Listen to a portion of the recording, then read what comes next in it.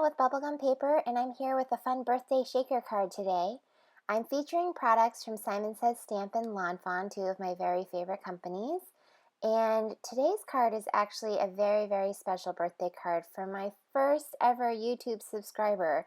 It's my college roommate, Teresa, and she has been such a great supporter in general of everything Bubblegum Paper related. She watches all the videos and comments on my Instagram pictures, and she's even come over and crafted a card or two here and there. So have a very, very happy birthday, Teresa. This card is for you. Here's a quick close-up of what the card looks like, and I'm going to jump right in and get started. The main die that I'm using is from Simon Says Stamp. It's the Happy Birthday Circle die. And I'm also going to use the Home Sweet Home Lawn Fawn stamp set and Chit Chat, which isn't pictured here. And then also the sentiment, It's Your Day, comes from Simon Says Stamp.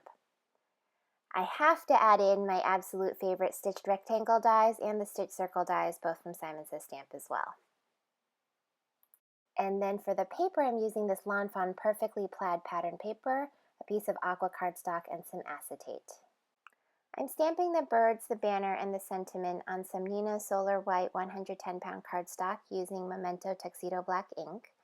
And I realized later on that the two birds don't have coordinating dies for this particular stamp set, so I found similar birds from the Chit Chat stamp set and used those instead. That's because I was too lazy to fussy cut.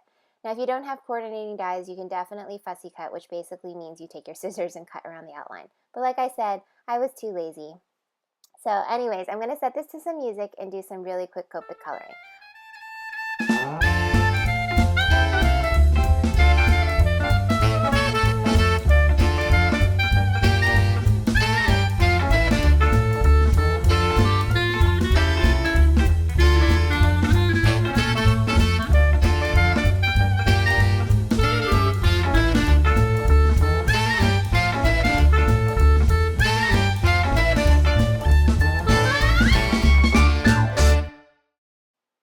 Now I'm going to die cut the It's Your Day birthday banner, and then I'm going to take the stitched circle and the stitched rectangle, and I'm just going to center those and make sure there's enough room for the banner and run that through the die cutting machine as well. Now that's going to be the front of my card. For the happy birthday circle, I want to turn this into a sticker to make it easier to glue on the acetate later. So I'm using the Sizzix adhesive sheet, which is basically this super thin piece of adhesive. You tape it on the back of the cardstock, and you can turn any cardstock into a sticker. Isn't that awesome? Anyway, so you run that through. I'm also using this metal shim from Tailored Expressions, which you can use for any intricate die, and it just gives you a really smooth impression and cut. The reason why I'm using it is my cutting plates have been well loved, so they're slightly bowed, and I don't always get a really clean die cut. But with this metal shim, it creates an extra layer and really pushes the die into the paper. So now you can see all of the little pieces are coming out really quickly, and the die itself is crazy, crazy pretty. It's super thin, it's really intricate. And then on the back, I actually have the stickers. So I'll be able to, or the sticker adhesive. So I'll be able to tape this on without any messy glue. Now I'll take the Perfectly Plaid paper, and I'm just trimming it down so I can have it shine through the little circle of the front card insert. And I'm going to also cut the acetate down. This is just a clear piece of kind of like transparency film, if you remember that from your college lectures. I don't think they use those in college anymore, but back when Teresa and I were in school, we had professors who wrote on transparencies, and they'd throw it on an overhead projector. Then you had to take notes, and then they would use these like dry erase markers and constantly wipe them off. And we had one physics professor who used to write in like multiple colors, so all the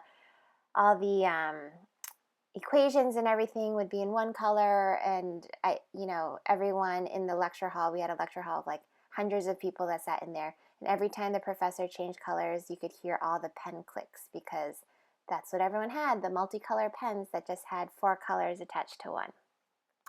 Anyhow, here I just added some foam adhesive to the back of the front of the card, and that's going to prop up the shaker piece so that the sequins inside will be able to shake. Now I'm going to take that die cut piece with the sticker adhesive on the back, and I'm just going to rip out the sticker backing. So it's pretty intricate, but it's I'll zoom in here so you can get a better look. But if you can look, all the shiny part is the adhesive, and it's so clean.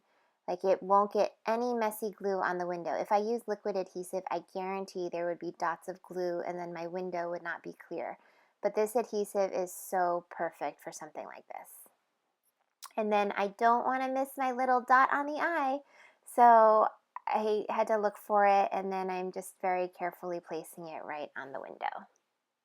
I'm going to glue the perfectly flat paper to the card base, which is 4¼ inches wide by 11 inches tall, and I scored it at the 5½ inch mark.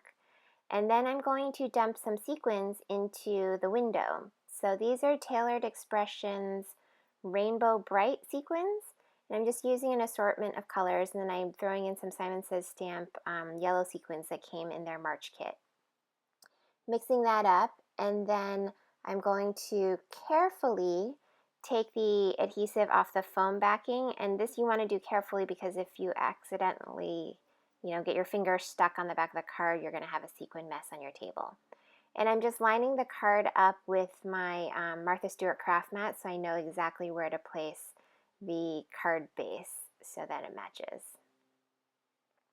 And there is the main shaker card. So I'm going to add the little cutouts now, and I start with the banner and I put that on. It's Your Day, and I'm just centering that with, I think I used some foam adhesive to prop it up a little. And now here's where I went back and I stamped the two little Chit Chat birdies from the Lawn Fawn Chit Chat stamps, and I'm coloring them in the same way I colored the previous birds in, but this time I'm going to be able to die cut them as well, just to get a really clean looking die cut. I'm going to glue each of those birds in the top corners of the banner. I'm using some standard adhesive tape runner to do that, and now I can shake it. Now, as I was looking at the card, I felt it was hard to read the happy birthday, so I decided to die cut a white version of the happy birthday, which I didn't get on camera. But this one doesn't have the awesome Sizzix adhesive on the back, but I am going to just use my glue pen here. And since it's going straight on top of the blue paper, I'm less worried about getting glue on the acetate sheet because there's already a layer on top.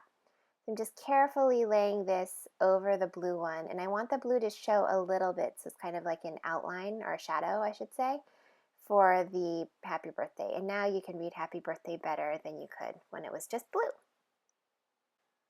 Then I had to glue the little dot for the white dot for the eye on because we don't want a blue dot on the eye, and I had to go use a couple tools to get this done. But once that's on, there's my main shaker card. So here are a couple close-ups of what the card looks like. Happy birthday, Teresa, and thank you all for subscribing. I went from 1 subscriber a year ago to now over 200, and I'm really, really, really grateful. So if you're interested in more projects, head over to my blog at bubblegumpaper.com, or you can also follow me on social media at Bubblegum Paper. See you next time. Bye!